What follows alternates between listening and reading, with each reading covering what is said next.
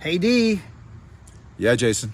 what 80s Canadian television show did Alanis Morissette get her start in? I don't know.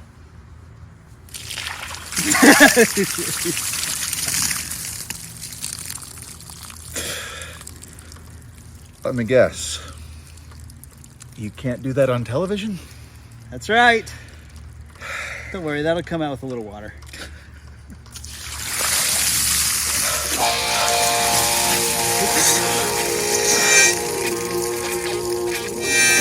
It's a great idea. Yeah. I love it.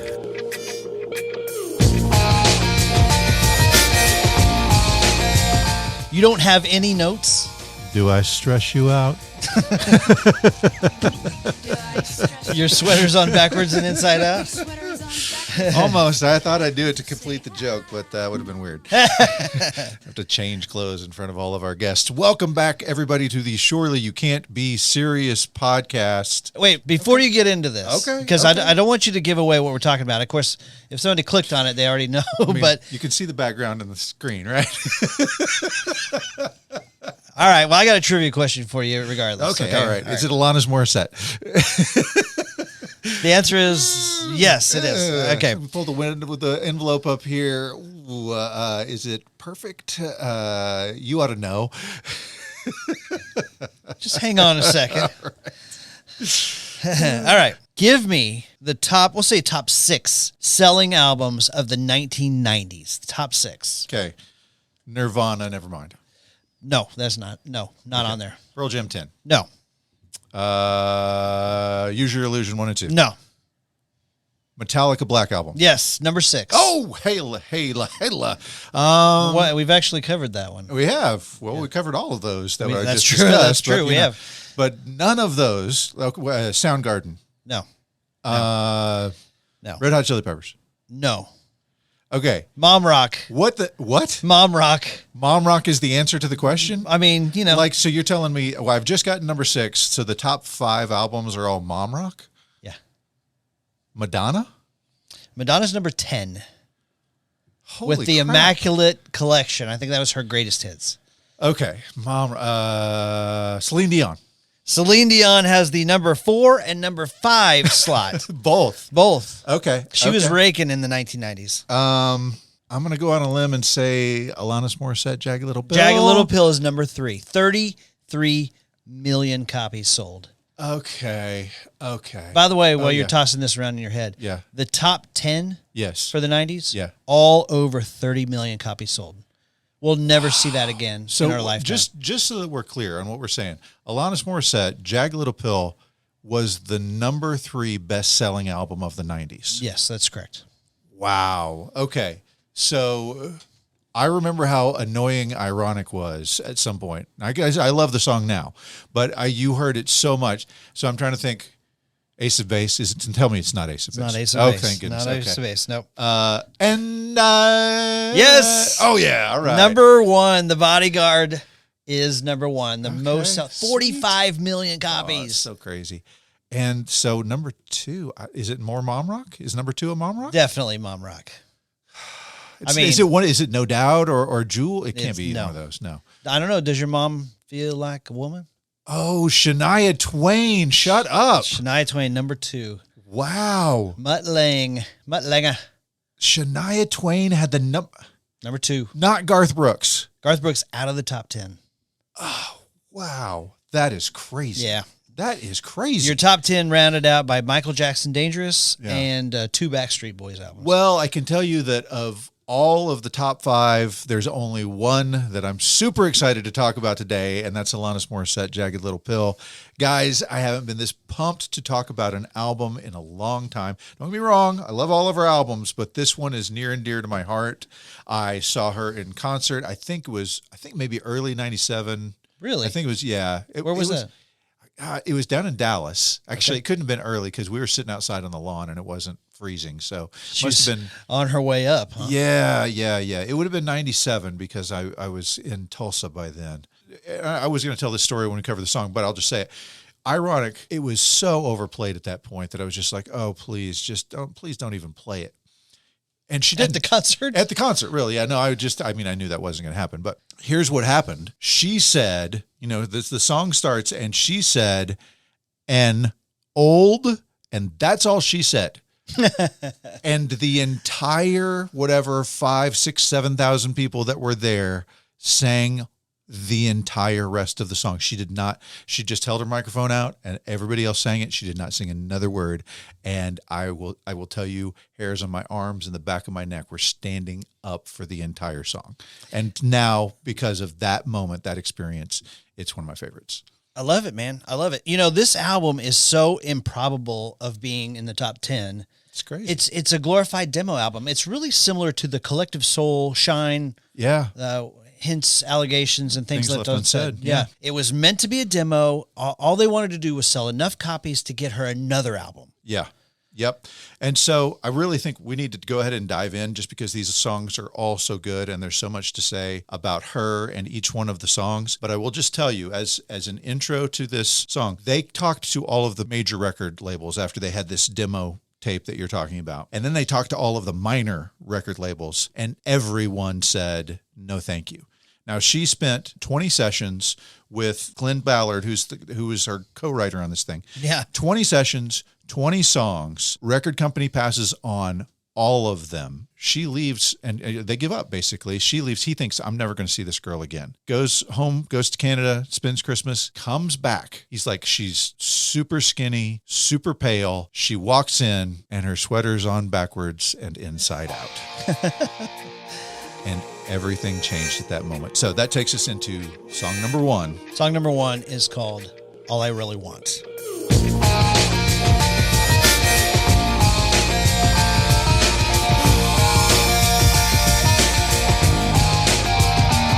Do I stress you out? My sweater's on backwards and inside out, and you say, how appropriate. Banger right out of the gate, man. Oh, it's so freaking good. So tell the story that Jim Butler told you about this album. Jim Butler at the Children of the 80s podcast just texted me about 5 minutes ago and said, in college, when they're handing out free T-shirts for credit card signups, he said he was so dumb that he signed up for a credit card, got a free T-shirt, and used the money that he would have purchased on a shirt or something and went and bought Jagged Little Pill right off the shelf. So that's a great buy, in my opinion. I can't remember how I came across the album. I can tell you that in 1995 and 96, had a band together, and we had a girl come and join us as a singer, and we basically learned every song on that album. So I can't remember when it came into my wheelhouse. I obviously, like everyone else, was totally blown away by the next song that we're about to cover. Yeah. But I can't remember, it was just like you just had to have the album. You just had to. Enough about me. Let's talk about you for a minute. Enough about you. Let's talk about life for a while. The conflicts, the craziness, and the sound of pretense is falling all around.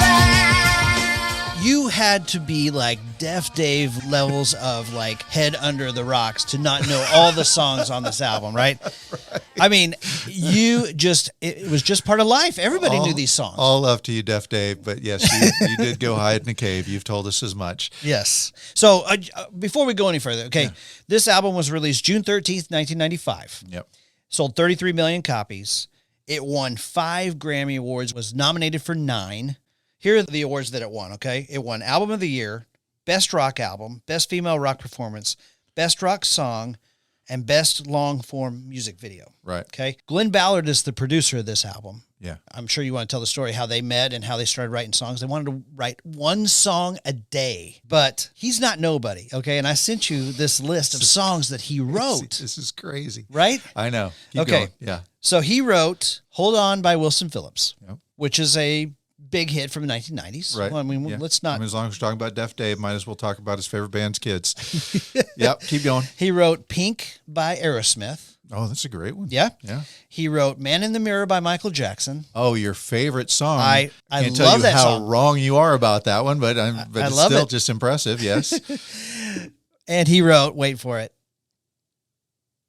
All I Need by Jack Wagner.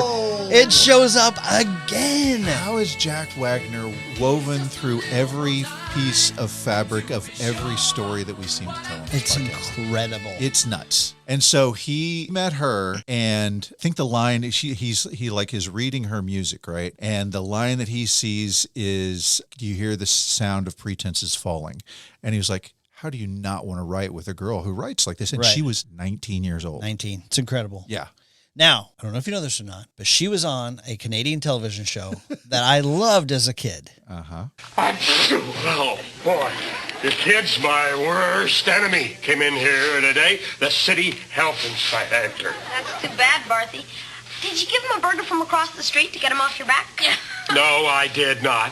I gave him a Barth burger to get him off my back. I guess we won't be hearing from him anymore. No, but we'll be tasting them for many weeks to come. Who do you think's in the burgers? I heard that. Oh, Barth! Did you watch this show? I watched it all the time. I don't think I was still watching it when she was on it. I watched when Moose and Lisa were on there. I don't remember her in particular, but that just, who knows? We talked about this the other day. So you can't do that on television. You can't do that on television, which if you grew up with Nickelodeon and you probably saw Double Dare and everything was all about the slime, right? 'Cause Slime. Nickelodeon made a ton of stuff about slime. It all came from you can't do that on television. That's true. You remember how you got slimed? You answered a question. I don't know. I don't know. You say, I don't know on you can't do that on television. You covered slime. I did see a clip of her getting slimed. Yes. Yes. Yeah. Remember how you got water poured on your head? No. All you had to do is say water. Sploosh. So, All I Really Want, sixth and final single. It got to number 14 on the U.S. Billboard Modern Rock chart. I think there are 2 songs on this album that made it to the Billboard Hot 100. I love the story about how Maverick backed her. It's fantastic. They've shopped this album around. They're hopeful that somebody's going to take a bite. Everybody said no. So Maverick was a record label that was brand new and owned by Madonna. Well, they had a record guy, a 22-year-old kid who was like 18. She said they could have gone high school together. Like they were the same age. He was a little 18-year-old guy when he started Really? there. Yeah, he said he had a briefcase that he walked around with that said Wise Guy on it. He didn't even know what that meant, like Wise Guy Records, right? No, it's great. And yeah, go ahead. Keep going. Well, his name was Guy Osiri. Yeah. And we'll talk about that song here in just a minute. The one that they presented, in my opinion, is the worst song on this album. Okay, well, you're wrong, but okay. Okay. Yeah. But that song, which we'll talk about here in a couple of songs, Yeah. she played it for him. He said 20 seconds in, he's like, I'm in. That's it. Let's Yeah. sign this girl. And 33 million albums later. He sees the beauty that nobody else saw. And I listened to him describe this, and he's like, not only do you have these lyrics, but then she'll, like, what she does with her voice, and she'll grind in these parts that just, it turns, and I've listened to her talk about it. She's like, your voice is like, it's like the paint, and I like splashing the paint around, and you make the voice serve the words that you've created. And that's how she does it. And she really does a great job. She's got so much dexterity with her voice.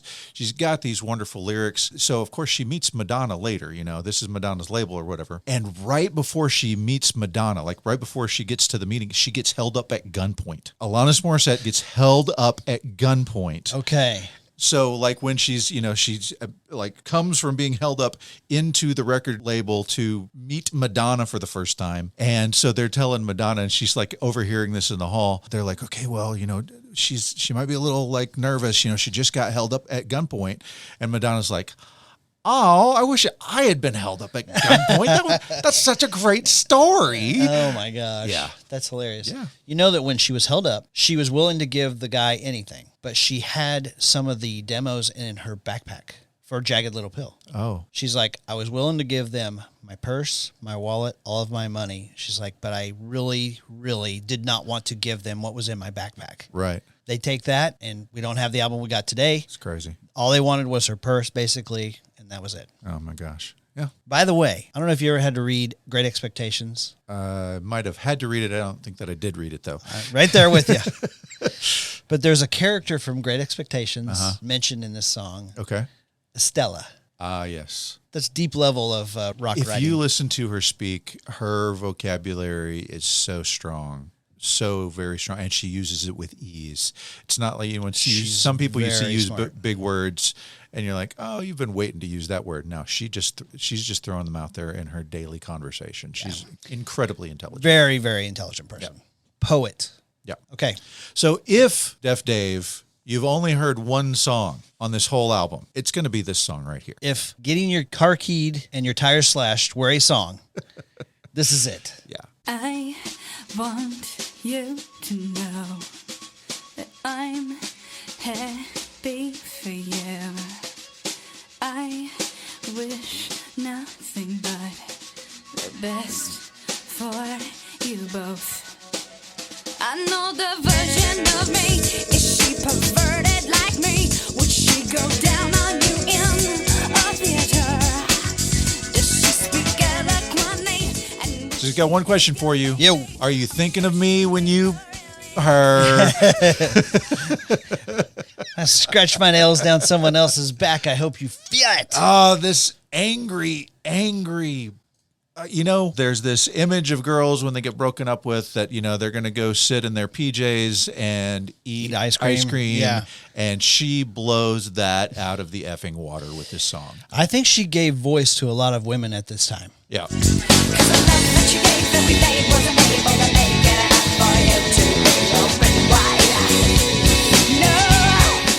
Now, what's interesting is we didn't know that this was about any particular guy, right? Right. And then we find out, I don't know, maybe less than 10 years ago, that the idea is that it's Uncle Joey, right? 100% it's Uncle Joey. It's Dave Coulier. Okay, so Dave Coulier says it's him. Yeah. She has not confirmed that. She and doesn't said- confirm anything. Right. But she's also said, and her friends have said she dated a whole lot of guys at this time. He was not the only guy that she dated. He just happened to be a famous guy that she dated. He thinks it's him. Right. I know. And maybe he gets a little more street cred if it is him or whatever. But Hey. and I've heard him say that, I called her up and was like, hey, are we okay? Yeah. Are you all right? I did my Popeye imitation and we were fine. Yeah. Bob Saget talks about Bob Saget says he was at dinner with Dave Coulier when she called and he was trying to dump her. Well, because hey, I'm at dinner. Hey, I can I call you?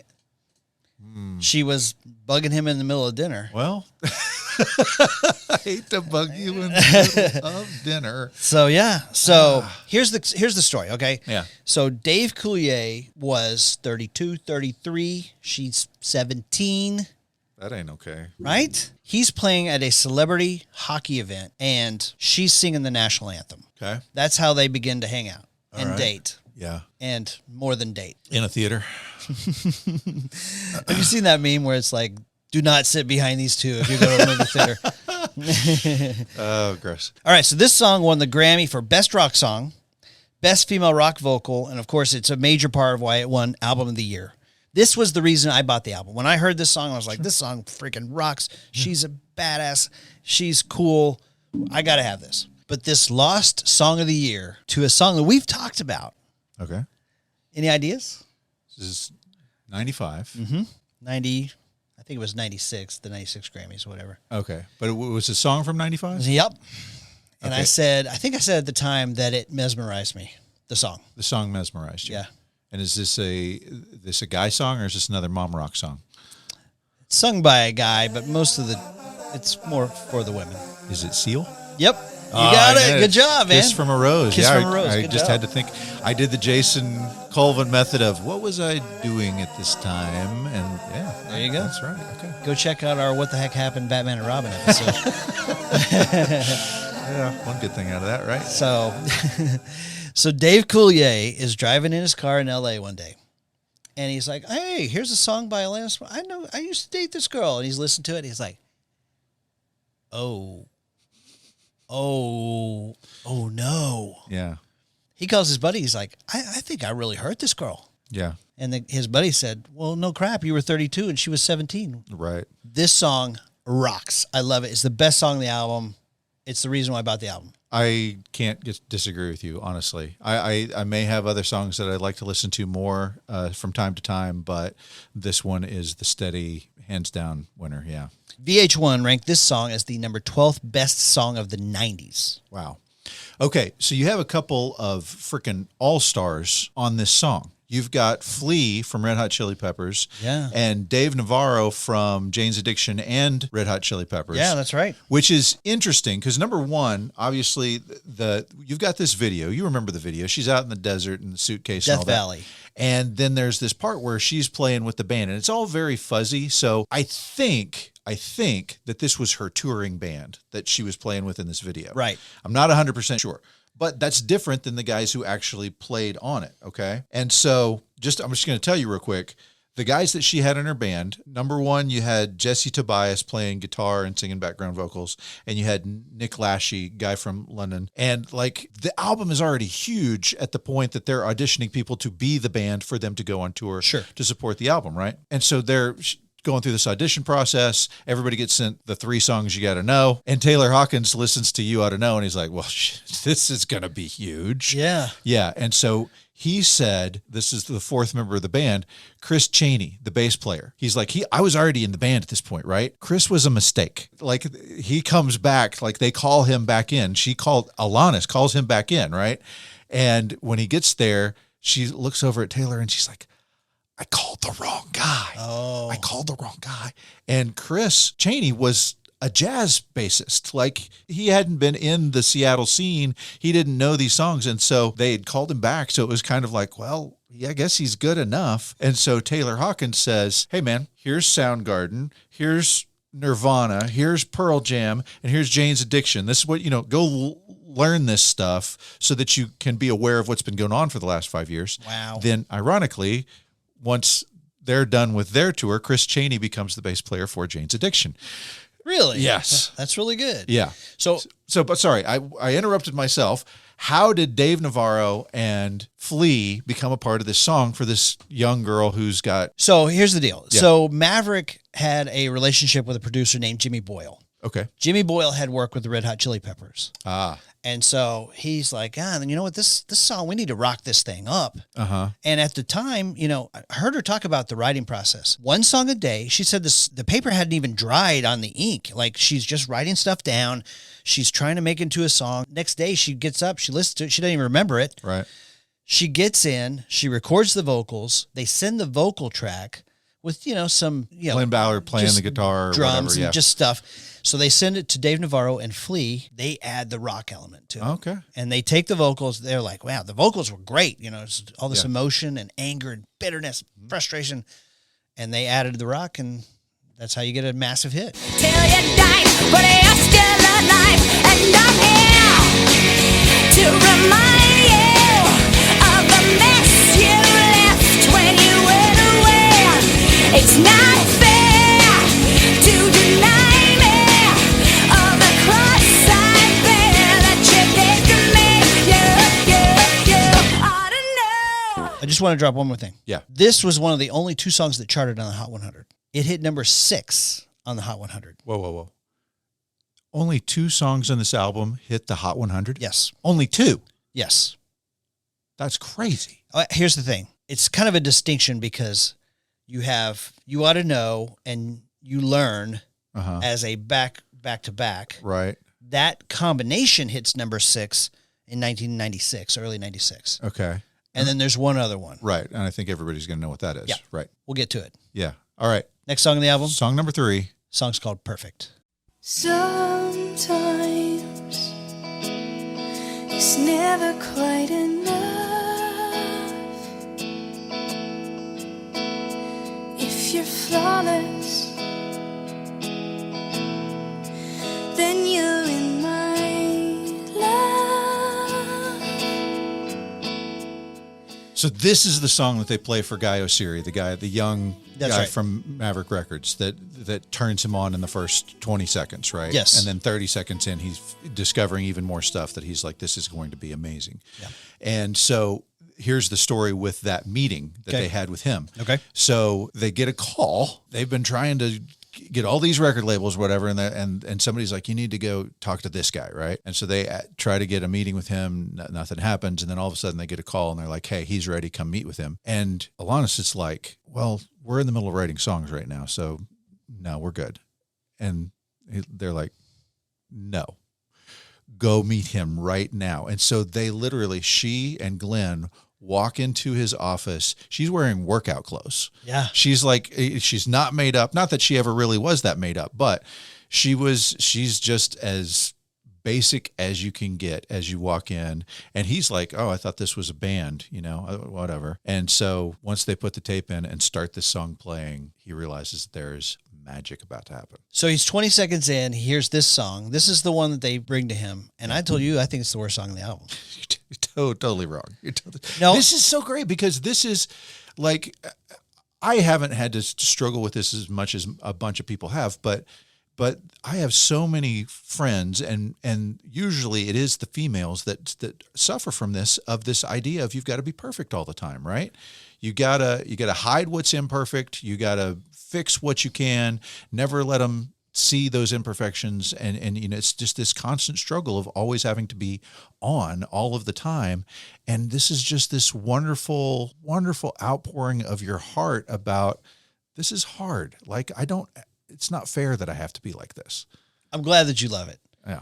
I think it's like an 8 out of 10 because I just love every other track on this album so much. Understand that. Yeah. I think it's a masterpiece. This album is an incredible 90s masterpiece. Yeah. It front head over feet. Sorry. Right through it. Head into beginning to end. That's right. This album is fantastic. Yes. Yeah. By the way, this song, they were working on another song and they have struggling a little bit with it. Yeah. And so they stopped mid-work on that song, paused, out pops this song, 20 minutes. Incredible. And they've got one for the album. Yeah. So, all right. Another big hitter. Yeah. You ready? Yes, let's do it. Song number 4. The song's called Hand in My Pocket. I'm broke, but I'm happy. I'm poor, but I'm kind. I'm short, but I'm healthy, yeah. It's a banger. Oh my gosh. I love it. I mean, the brilliance of these lyrics of I'm both things, right? I'm drunk, but I'm sober. Right. I'm young, but I'm underpaid. I'm short, but I'm healthy. Right. I mean, it's just like, it's not just that you are two things and you got to pick between two things. It's that you're just kind of are okay with being both. And what it all comes down to is that everything's gonna be fine, fine, fine. 'Cause I've got one hand in my pocket and the other one is giving a high five. And you've got one hand in your pocket and the other one's giving a peace sign. Smoking a cigarette. Flicking a cigarette. Flicking. That's right. Flicking Actually, here are the 5 things that her hand does, okay? So one hand in her pocket, Yeah. giving a high five, Yeah. flicking a cigarette, Yeah. giving a peace sign, playing the piano, and hailing a taxi cab. That's it. Oh, my you got to have the gosh. inflection in there. You right? do. That's Yep. the wonderful way that she uses her voice. Yes. And she does have a lot of in her voice, I really feel like that it's this and You Ought to Know are kind of the 1-2 punch that brought her worldwide fame in a matter of really a week. It's true. I mean, this was the second single. Yeah. Released October of 95. Yeah. And she's already... By the way, this was supposed to be the theme song for Dawson's Creek. She pulled it literally at the last second. She was like, nope, can't have it. Okay. And that's when they used I Don't Want to Wait by Paula Cole, which is very synonymous with that Sure, show. Yeah. In a 2017 movie, Lady Bird, the lead character says to her dad, did you know that Alanis Morissette wrote this song in 10 minutes? Mm-hmm. And Alanis actually came out and said, no, she's wrong. Took about 15. That's great. I love this song, man. I love it. It's a 90s iconic song. It's so great because, I've watched a lot of footage of her in concert right now since we've been doing this, of course, and having been at the concert, remembering what all of that was like. But that flicking a cigarette line, like the crowd just kind of roars at that point. Everybody is singing every word to every song, but on the flicking a cigarette, I don't know, something about the 90s and the kind of dangerousness of a girl talking about cigarettes. Everybody just kind of, the vibe goes up, I love it. All right. Next song on the album. Let's do it. Another very well-known song. This song is called Right Through You.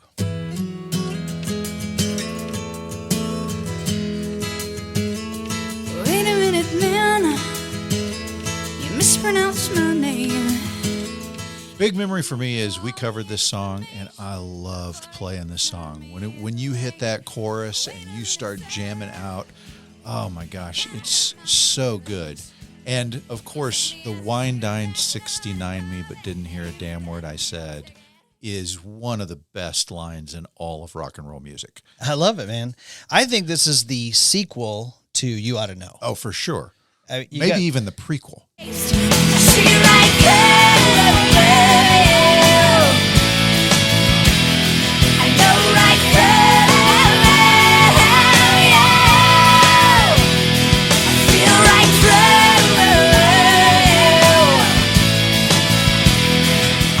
Actually, I would say it's the prequel. Okay.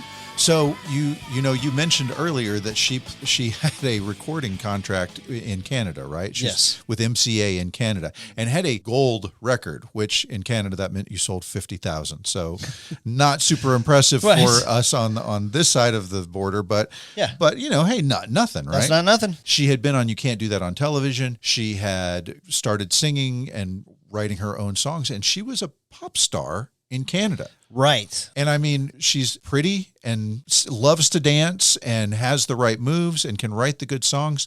And I mean, I think you said it, Debbie Gibson of Canada, right? Yeah. So you sent me her 2 videos that I watched today. One of them was called Too Hot, and one of them was called Walk Away. Yeah. And it's very like Kathy Dennis is the name that came to my brain.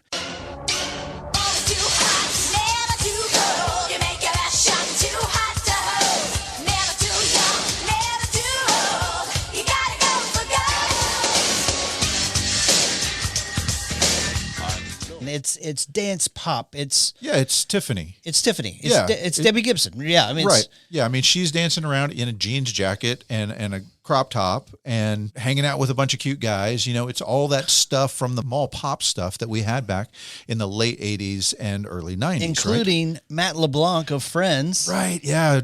Yeah. How about Joey, that? Joey, he said, "How you doing?" to her. How you doing? And I mean, they've got this weird kind of kiss moment, right? I'm doing the math on this. She was born in 74. He was born in 67. He's 7 years older than she is. Okay. They've got a kissing moment in the video. She's 15 or 16 years old at the time this is going on. It's crazy. Yeah. And so this really, I mean, it's terrible, but this is kind of what happened to her. Her parents not really realizing, I mean, she loves her parents, both teachers, and they saw that she had passion. Her dad really loved entertainment, and so was encouraging her in her desire to be a famous TV and singing star, but she kind of got sent out on her own. And they talked to the one guy who produced records there in Canada, and he became kind of her literal Uncle Joe. But he was a guy who was a taskmaster and not a decent dude, right? And she would meet all of these people as she's going through this process, being the little pop star in Canada that she is, making videos, meeting record producers, all of these things where, she said, when I was 12, it wasn't, they weren't really saying anything that bad. It was, you have a comment or something. 13, about the same. 14, the comments got a little heavier. But at 15, all of a sudden, it was like all bets are off. Like at 15, for some reason, that made it okay for every guy, every man of power that she ran into to ultimately put her in an uncomfortable situation. And so this song is really what all of those experiences were about. Yeah, I can see that. It's tragic. Yeah. It's tragic. I mean, we both have daughters. Young and daughters. And to imagine some man in power putting his moves on a 15-year-old. 15-year-old. That's gross, dude. By the way, just one small comment on this. When Dave Coulier, when he heard You Ought to Know, he ran to the record store, picked up the album, listened to the whole thing, and he's like analyzing it going, crap, am I all over this album? Right. Well, one of the things mentioned in this song in particular, she says, your shake is like a fish. Uh-huh. And he's like, that's me. He's like, 100% that's me. He said it was kind of an inside joke. He would shake her hand and he's like, dead fish me. And that is prequel to You Ought to Know right here. Yeah. I'll go with that. And just on the kind of mutuality these two songs share, that You Ought to Know and this song, she talked about how she was living in an apartment in LA, as they're going through this process. And she ran into her landlord before. Yes. Female landlord. And she said, the landlord said, "Oh, hey, I'm so impressed at how well you're doing." She goes, "I got to tell you the truth. When your album came out, I didn't really like it. And then I got divorced. And now I love it. Right. That's right. That's Yeah. hilarious. This is divorced mom rock. This is what this is. That's it. Yeah. All right. Next song on the album. This song is called Forgiven. I never forgot it, confusing as it was. No fun with no guilt feelings. The sinners, the saviors, the loveless free side. The thing about this album, I remember listening to this for the first time and hitting this song, and I'm like, holy cow, this isn't like anything I've ever heard. It's not only not like anything else on the album, it's not like any other song I've ever heard. She's got a different melody. I don't know what scale she's in, but this is an entirely different feel than anything you were hearing at the time. So this song, it just keeps getting better and better throughout the song. And she's hitting that. I mean, she's getting it vocally. Yeah. A lot of passion, a lot of Catholic guilt in this song. Yeah. She talked about how she thought, and it was taught in the church, that if she wasn't a virgin when she got married, she was a whore going to hell. It comes out in this song, and there's a lot of passion there, Yeah. a lot of anger. Yes. So I love it. I think this is a fantastic song. This is so emotional. And I think that was the other part. You know, you talked about how basically they were writing and recording so quickly that by the time she listened to it, she had forgotten she sang it. That's right. But that there's something about that immediacy that captured the passion that they had. And so I don't remember which one it was for sure, but I think it's Right Through You. Bear with me if I got this wrong, okay? But at least one of these songs that she has is just their demo version. You know, they went back and they modified a lot of songs, but she really loved the demo version because they captured that raw appeal, that moment in time where she was feeling what she had just written down. Sure. And the record company was like, well, we need to clean this up and make it a little more radio friendly and all this other stuff. And she goes, to appease them, because at first we were like, no, this is so perfect as it is. Don't mess this up. And they're like, yeah, but really. And they're like, oh, you know, she's a new artist. Okay. So they re-recorded the whole song, got a call back the next day from the record label. And they're like, okay, we listened to both of them. We're going to go ahead and go with the demo. I love it. Yeah. I love it. You know, I was worried when we started this. I thought, man, I'm going to have to turn in my man card after this because I'm just going to gush over this album. I'm so glad that you're with me on this thing, dude, man. I can't, I mean, not to, you know, we're going to reach the end of a 3-album comparison at the end of this, guys. Okay. So we've got this album. We've got Jewel, Pieces of You. We've got No Doubt, Tragic Kingdom. I owned every single one of these albums. And I'm sorry that, a little spoiler alert, if you don't want to hear this, cover your ears for about 3 seconds. But Jason literally said to me, this might be the best album of the 90s. And you might be right. Wow. I mean, I thought I was going to be on my own on that. No, this genuinely is one of the best albums of the 90s. I mean, and that's in a huge family of fantastic albums. I mean, you know how I feel about 10, how I feel about Nevermind, how I feel about Throwing Copper. I mean, there's Black Album, all of these just incredible albums. And this album is easily in the conversation for best of them all. There you go. Yeah. Next song on the album. Here we go. This is my favorite song on the album. What? I thought you said it was You Ought to Know. Well, this is in the conversation for one. I love them all, but Yeah. the poppiness of this one really appeals to me. I can see that. This song is called You Learn. To anyone, yeah. I recommend walking around naked in your living room. Yeah. Swallow it down like a jagged little pill. It feels so good. Okay, so when she was a kid and the pop star in Canada, she's got this record producer that they got hooked up with that was her Uncle Joe or whatever. And he calls her to say, hey, we need to redo some of these vocals. And when she gets there, he's like, we're not here to do the vocals. We have to talk about your weight. And she had been putting on a little weight. She's going through puberty, for goodness sake. So she had put on a little bit of weight, and he was like, we got to do some restrictions here. And so he would eat like half a pizza when they go out, you know, in the evening, he'd eat half a pizza, and she would get black coffee, maybe a smidge of cream to, you know, so to be able to digest it or whatever. The turd. And she said they would have Velveeta cheese slices in the refrigerator. and she would sneak down at 3 a.m. and eat a couple of slices, maybe one slice of Velveeta cheese. The next day, he would count the slices and say, did you eat one of these slices last night? Say all that to say, she went through, we talked about the Wine Dine 69 guys. Right. And Dave Coulier and all of that.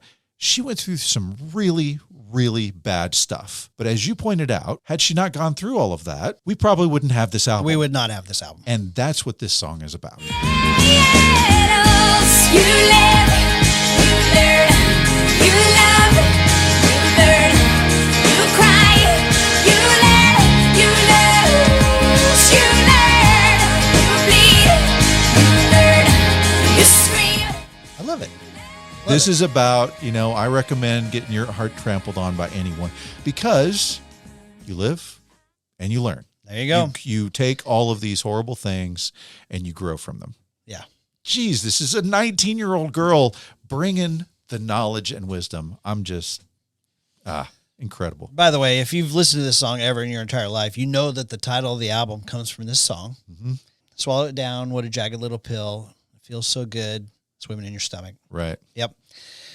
Did you watch the video? Which one is this one? She's like walking around. She keeps interacting with people. She shoots baskets and she gets in a boxing fight and she's walking around. I don't really remember it that well, okay. I guess. I was like, I figured I probably would remember them all, but the thing that stands out is her hair. It's kind of like, it's like napping together. Yeah, I kind of remember that. Yeah.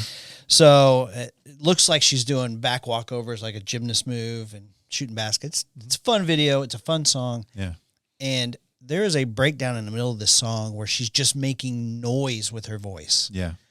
And I'm blown away. I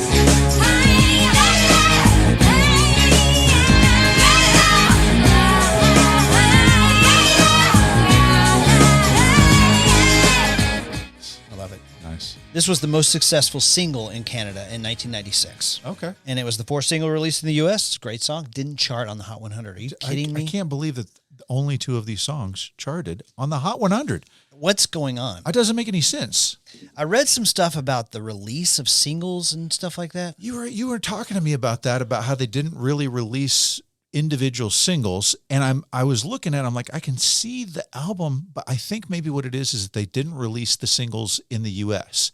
They were kind of pushing the album sales, which obviously worked. I mean, it's the Bush did the second same or thing. third. Collective Soul did the same thing. So obviously sold a ton of albums by doing this, but that probably is part of the reason that the singles, as they were, which I think, like I looked and they're like, this is the single cover for Europe and this is the single cover for Canada. I think they didn't release it in the US, and that's probably why they didn't chart as well as normally singles would. If you know the answer, hit us up on the phone lines. We are here to learn just like you. All right, I hate to leave this one too early, but the next song on the album is called Head Over Feet. I had no choice but to hear you. You stated your case time and again. Okay, after you watch You Ought to Know for the first time, you still probably don't know what she really looks like. Like the video's fuzzy, her hair's over her face the whole time. She's swinging her hair around. She's swinging all of, it's all just very cloudy. After you watch this video, you have every detail of her face memorized. Really? You have, like, you can see pores and, like, the imperfections in her skin. It's 4 minutes of a close-up on her face. Yeah. I told you just now, I was like, I fell in love with her watching this video, right? Like she's beautiful, yeah. It's not that she's beautiful, it's just that she's real, like she's not just a starlet. She's not some hot girl who sings. She's real. Yeah. Yeah. I get it. Already won me over in spite of me. And don't be alarmed if I fall head over feet. And don't be surprised. This video was released September of 96. And all it is a shot of her face. Now, I told you that she's obviously lip syncing to make the music video. And then sometimes she just takes a break. Yeah. The lyrics or the song is still playing, but she's not lip syncing. She's like, I'm not doing it. Not doing it right now. Yeah. Yeah. So of course, also the lyrics of the song are very much a love song, right? This is about falling in love. It's actually like appreciating a boyfriend rather than wanting to slash his tires. Exactly. Yeah. So maybe she grew a little bit. Yeah. Well, she didn't have all bad relationships. So after MCA dropped her, by the way, did I go into that? I don't think I went into that. All right. So she's a pop star in Canada. She starts to do different music and she's starting to write things that are more personal to her. And the record label is like, why are you doing this? Go with the stuff, that you've been doing and stop trying to change. And she's like, sure, I should just stay the way I was at 15 for the rest of my life. That makes a lot of sense. And here's the Debbie Gibson album. Go make this. Yeah. And so when she was like, I want to write the songs that I want to write, they like, okay, you go do that by yourself. And they cut her from MCA. Wow. That's how she goes out to LA. She's trying to find people to write with. And she said, I think she met with like 4 people who are all very nice, but they wanted to write their music and not her music. And Glen Ballard was totally different. He was the one that said, well, tell me about you. What's important to you that we can write music about? And that's what made her say, this is my guy. This is the one that I want to write these songs with. I love it. I heard her talk about her philosophy on writing. She said, first thing I do is I go live life and then I write about what I did. That's a very Ernest Hemingway of her. There you go. Yeah. All right. Are we done with this one? We can move on. It's another song that I love. There's not a bad song on this album. Nope, there is not. No. Next song is called Mary Jane. Well, it's full speed, baby, in the wrong direction. There's a few more bruises, if that's the way you insist on heading. It's beautiful. What's it about? I don't know. Not marijuana. I'm convinced it's not about marijuana. It's not. I agree with you.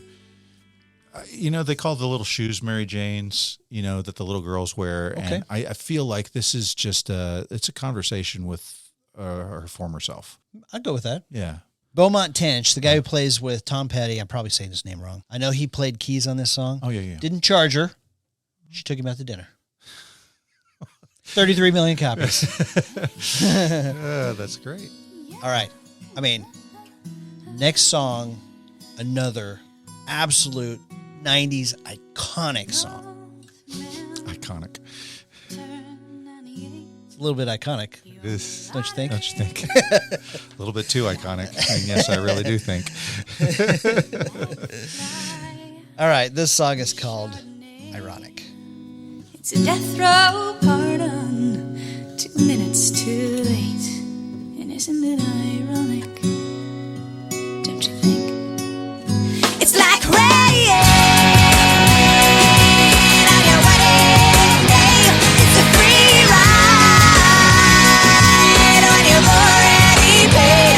It's the good. Okay, now what you're going to say, and yes, everybody knows that nothing that she mentions is actually ironic. Thank you for checking that. Please, All haters, guys. step aside. We're not fielding any of that crap. We get it.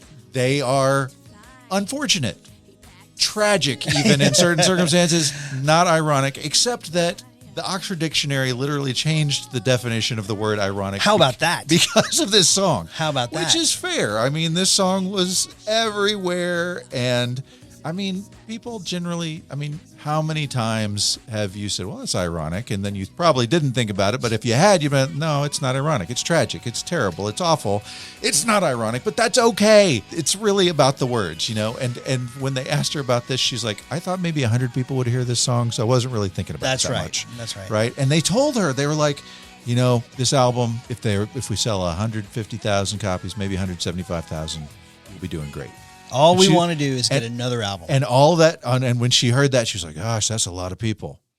Wow. Try 30 million on for size. It's incredible. Yeah. It's incredible. Yeah. I will tell you this. She didn't really like this song as much, but she liked the chorus so much. She loves singing the chorus. Yeah. And she has a knack for writing catchy choruses. Well, and this song, this is the one song that Glen Ballard has a lyrical writing credit on. Like he was a part of the lyrics writing for this one. Okay. He was her encourager and her mentor, and he wrote the music for a lot of this stuff. But this is the one that he actually contributed some lyrics to. And she kind of wanted the whole album to be her album. Fortunately, there were other human beings who were like, please put this song on the album, please. And she acquiesced. Yeah. And once again, 30 million albums. I have to think at least half of them are because of this song. This song reached number 4 on the Hot 100. Yeah. This is the highest charting song on the album. Yeah. Celine Dion kept her out of the number 1 spot. Like more mom rock in the 90s. It's crazy, man. But hey, I'm not complaining. I even like some of those Celine Dion songs. Right. And even some of the Shania Twain songs. Sure. And Shania Twain. Wow. well, I mean, I like girl music. I realized it in the 90s, you know, as I'm wrapping up Jagged Little Pill and I'm throwing in Pieces of You and then I'm grabbing No Doubt. I'm just like, dude, I saw Alanis perform. And if you get to see a girl perform live, she'll melt your heart, man. She really will. I mean, beautiful or not, if she can sing, her attractiveness level increases exponentially. It should be said also that she's basically our age. She's right between you and I. Oh, yeah. Like, yeah, you're 73, she's 74, I'm 75. Yes. That's right. Also, we can't really skip this video. Let's talk about the video. I don't like the video at all. Tell me why. Well, first of all, I think the song is awesome, but it's 4 versions of herself in a car, and she's acting like she drives the short bus to school. I mean, she's acting like a spaz. I mean, it's just... She's being different facets of herself, right? She's got the serious one. She's got the boss. She's got the crazy one. She's got the lighthearted, fun one. She's just trying to show you that she's not all angry girl all the time, right? She was kind of pegged as the angry girl, so I get it. She really was. And so, yeah, I remember watching this and thinking, okay, she can cut loose. She can have a little fun, be a little goofy. I dig it. She was goofy. Yeah. She was definitely good. You like it? Okay. Having fun. right. I really enjoyed it. Yeah. If you like it, then I like it. How about that? That sounds good. Okay. By the way, we should mention she was engaged to Ryan Reynolds. Okay. They didn't ever get married. Right. He ran off and married Scarlett Johansson. Ran off. Yeah. Okay. But I mean, she's doing okay. Yeah. She's doing Ryan all right. Reynolds is a catch as far as I understand. he's kind of a stud. Yeah. So- But yeah, and they're both Canadian, so they got that going for them. Those Canadians, they're proud. Yeah. Shout out to our buddy Cameron Eckert. By the way, side note on this, like when they do this tour, right? And Taylor Hawkins, of course, gets hired on as the drummer. He then he says this is not only the best concert experience he had, the most debaucherous concert experience he's had. Which, I mean, you just think about that. He toured for decades with Foo Fighters. Foo Fighters, yeah, right, 100%. And yeah, and he says, yeah, no, it was the Alanis Morissette tour. And forgive me, put your hands over your children's ears. He was like, we were trying to bang every girl that we can. So this is horrible, right? You've got all of these sweet little teenage girls who are in love with Alanis Morissette, who are coming to see her concert, and they've got a deal arranged with the roadie, like at some back dressing room somewhere, to give them back passes. They think they're coming to meet Alanis, and they meet the band, and the band's trying to bang them. It's terrible. It's a little bit ironic, Oh, don't you think? yes.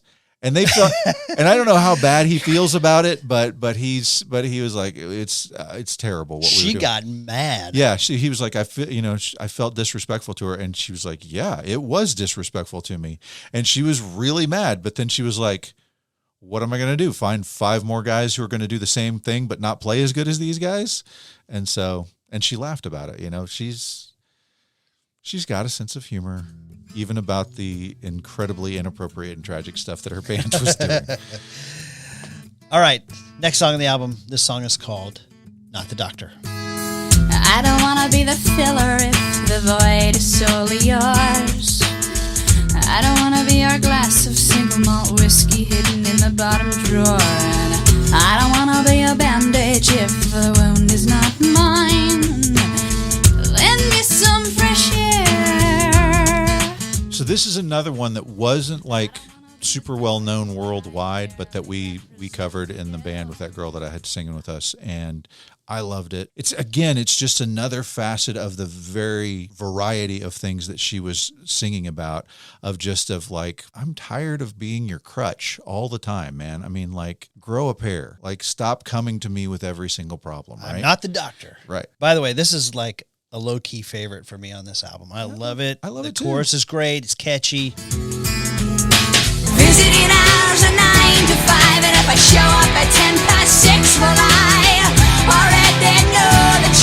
find some way to sneak me in and mind the empty bottle with the holes along the bottom. You say it's too much to ask for, and I am not the doctor. Love it. It's fantastic. Last song on the album. Okay, now I told you, like, we saw each other last week. I came in, I'm like, well, I just listened to Jagged Little Pill head to toe for the first time in probably 25 years, Yeah. I would guess. Sure. And I knew every word to every song except Same. this one. This song, really? I hear this song and I'm like, I don't remember this song at all. I don't remember it. Wow. Okay. And so somehow this one got, I don't know, some other memory took its place. I don't know what it is, but it got flushed from the memory banks. So play it for me again. This song is called Wake Up. You like snow, but only if it's warm. You like rain, but only if it's dry. There's no sentimental value to the rose. Okay, so I have to think that this is You're Perfect, Okay. right? Like this is my song that I was just like, Okay. which again, not to say it's a bad song. Right. It's a fantastic song. Right. Compared to many other songs, way better. But when you're surrounded by all of these home runs, Yeah. it's a double, right? Which is not bad. A double's good. That's right. A double is good. I'm with it's you. Not a That- base hit. It's a double. That's the way I feel about Perfect. right. Right. But it's just not. It's not as good as the rest of the album. See, I love this song. I Yeah. love it. It's a perfect closer. It kind of winds the album down. Yeah. It's still peppy, but it starts to kind of fade out. Yeah. And she doesn't say the words "wake up" until the last two words of the song. Right. Very end of it, she says "wake up." So I got a question for you. All Yeah. right. So can you name me one song that's an Alanis song that's not on this album that you love? Yes, Tell me. I love "Thank You." Thank you, India. Thank you, Providence. Thank you, disillusionment. Thank you, nothingness. Thank you, clarity. Thank you, silence. Yeah. I love "Uninvited," and I love "Hands Clean." Very good. So thank you is how she usually ends the show, Okay. right? Saying thank you to the audience basically is the way that she's doing it, which is a great way to go. And if you had asked me that question, I absolutely would have said uninvited.